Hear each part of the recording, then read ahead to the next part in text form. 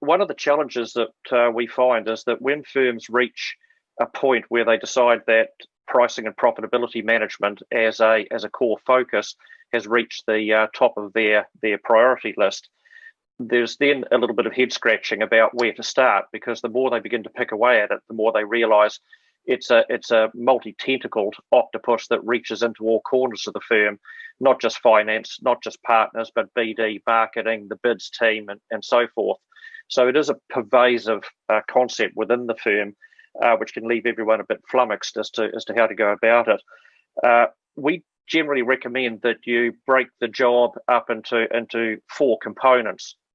We don't have time to explore the order that you pick them off in or whatever, but I just want to highlight the key features of each of them. The first one, which we touched on in the questionnaire, was pricing governance.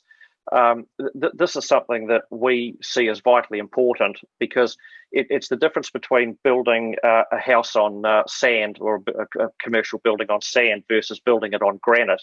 If you don't have some sound underlying governance around pricing, then whatever processes, procedures, and structures you put on top of that is likely to come unstuck, and the results from the poll suggest that there's a lot of work to be done there. The second of the four pillars is pricing analytics. Firms are becoming much more data-driven these days, and the best performing firms manage their margins tightly. They surface information that enables fee earners to better manage the profitability of the job. For those well-performing firms, the old days of, hey, £100,000, this is a great fee, isn't it, is no longer adequate. If you can't answer the question, yes, great, but how much of that is profit? And so that then bleeds into issues around financial literacy and so forth. The third pillar is pricing execution. I could sum up our attitude to this as pricing is a skill, not a mindless administrative function. If you start with that premise, then one has to accept that, particularly in relation to fee earners at the coalface, there is a minimum level of capability, confidence, and acumen around pricing that they need to acquire.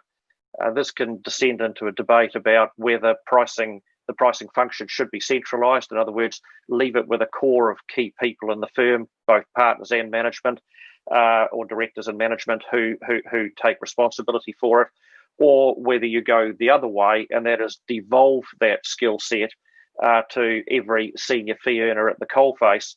I'm a very, very strong disciple of the latter.